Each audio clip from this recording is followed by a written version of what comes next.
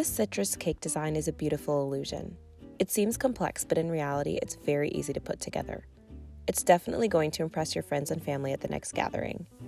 Not only is this cake unique because of its shape, it also has classy and earthy elements in the gold trim and dried citrus. To make this citrus cake design, you will need to start with a good cake and frosting recipe. I'm using chocolate cake and a double batch of my American buttercream frosting recipe, but the design could work with any cake flavor. It is important to use a crusting buttercream in order to paint the gold trim, and I'll talk more about why that is later on. In my last video, I discussed American buttercream in depth, so be sure to check it out so that you can make foolproof buttercream every time you make it. For this cake design, you will need, obviously, cake, frosting, and a few other design tools that I'll list in the description box below. To make the citrus cake design, you will first need to dry the citrus. I highly recommend doing this ahead of time. Drying citrus is super easy, but it can take anywhere from 2 to 5 hours depending on the equipment that you have to use. Though it's easy to do, you'll definitely want to split the work over a few days. First, set your oven to either 190 or 200 degrees Fahrenheit depending on how hot your oven tends to run. Then cut various citrus fruits into slices about 1/4 inch or less thick.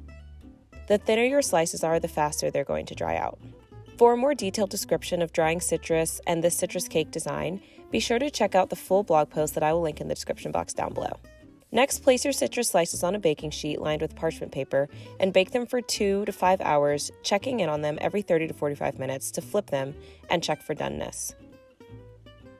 The smaller fruits will dry out first. My lemons and blood oranges dried after 2.5 hours, while my grapefruit and oranges took the full 5. Store your dried citrus in a container or a bag in a cool, dark place. For this design, you can bake your cake in a rectangular or square pan. I used 2 sheet pans to bake my cakes. Now I did this because I wanted lots of thin layers of cake to be able to stack it nice and high with even layers of frosting and cake throughout my entire dessert. Just remember that the more spread out the batter is, then the less time it will need in the oven. Once the cake's finished baking, I cut each cake using a tape measure to 5-inch by 5-inch squares. In the end, I had 12 5-inch chocolate cake squares ready to be stacked with my buttercream. Once your frosting is made, cakes are baked, and citrus is dried, it's time to start decorating. Stack your cake squares with a small dollop of buttercream between each layer. Keep in mind that a lot of buttercream will be used on the outside of the cake to get the rectangular shape as best as we can, so it's okay to use a little less frosting between the layers. Crumb coat the cake layers as best you can by smoothing a thin layer of buttercream on the sides and top of the cake. This will be slightly difficult because your cake is tall and likely trying to topple over.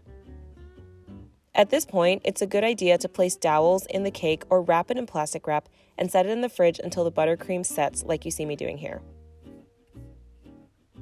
This step might seem tedious, but it will make the process much easier and less frustrating.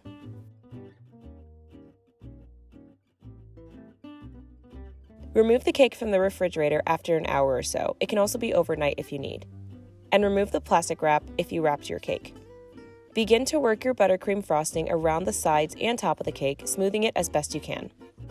So I want to talk a little bit about why we need to use a crusting buttercream. First of all, a crusting buttercream, even though it kind of sounds gross, is just a name for a buttercream that forms a hard outer layer once it makes long enough contact with the air. The hard outer layer that forms makes it easy for cake designers to add painted designs like our gold luster dust.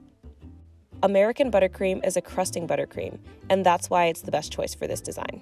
I find it's easier to work when the frosting on the cake is a little more firm, so I'm constantly placing my cake in the refrigerator after making a few passes with my bench scraper. I'll leave it in for a few minutes, remove it, and then make any necessary adjustments after the frosting is firmed up. Don't forget to leave some extra buttercream to act as glue to stick the citrus fruits to the cake later on. In order to get sharp edges, I place my clean scraper as close to the corners as possible and gently pull away like so. For sharp edges, I take a bit of buttercream on my offset spatula and push it over the edge. Then I use the offset to make the overlapping buttercream flush with the sides of the cake, and I continue to smooth with my scraper. My advice is not to drive yourself too crazy about getting it 100% perfect. This is meant to be fun and relaxing, and a bit of wabi-sabi is part of what makes it beautiful. Once the cake is covered in frosting to your liking, it's time to pop it into the fridge for at least 20 minutes for the frosting to harden again.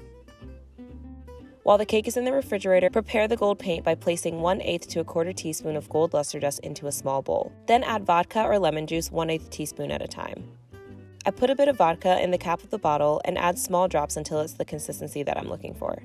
The paint should be between a paste and a paint consistency. If it's too runny, it will drip down the cake and make a mess. Remove the cake from the refrigerator and delicately paint as thin or thick of a border as you'd like. I painted mine at 1/2 centimeter thick.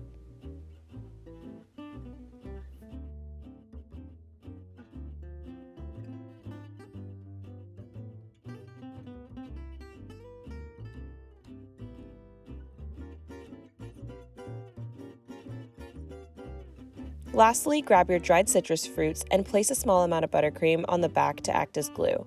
Then begin sticking the citrus fruits one by one on the front of the cake until you find a design that you're happy with. I like to add dimension by layering the slices. I even made it look like it defied gravity by gluing some slices to the other slices with my buttercream. Whatever you do, just have fun with it and make it beautiful in your own way. If you enjoyed this cake design tutorial, be sure to subscribe to my channel for more recipe and baking tutorials like this one. Follow me on Instagram at Karis's Corner to keep up with new recipes, see behind the scenes, and most importantly, just to connect. That's Karis with 2 S's Corner. I'll see you there.